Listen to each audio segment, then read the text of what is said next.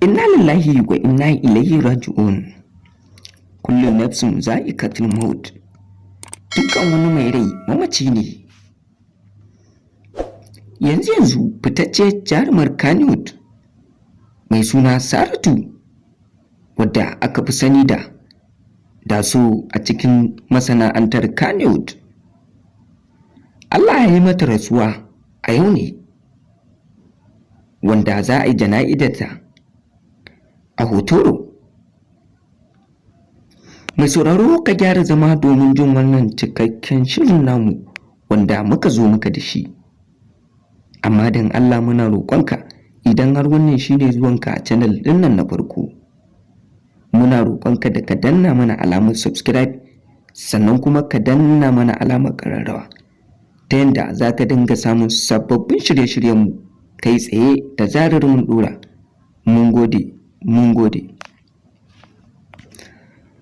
Mutuwar fitacciyar jarumar Kannywood Saratu, wadda aka fi sani da Daso, ta yi matuƙar girgiza jaruman Kannywood, wanda hakan ne yasa yanzu haka Hadiza Gabon tana gadon asibiti na jin rasuwar fitacciyar jarumar Kannywood Daso, wanda hakan ne jawo jaruman Kannywood da yawa sun fita daga a cikin hayyacinsu na jin rasuwar Daso.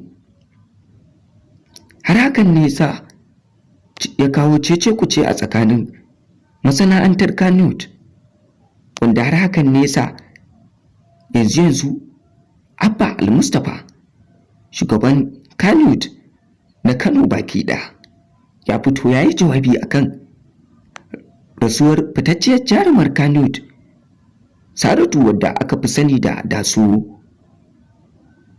wanda ya gode wa al'umma na ganin irin kyautata mata zaton da ake yi, sannan kuma ya ƙara bawa jama'a da kuma magoya bayan Kannywood shawara akan su zauna su tsaya su nutsu akan duk wani al'amari na rayuwa da suke gudanarwa.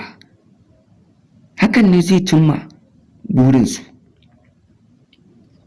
wanda mutuwar Daso ta yi matuƙar jijjiga mutane da yawa, musamman jaruman Kannywood.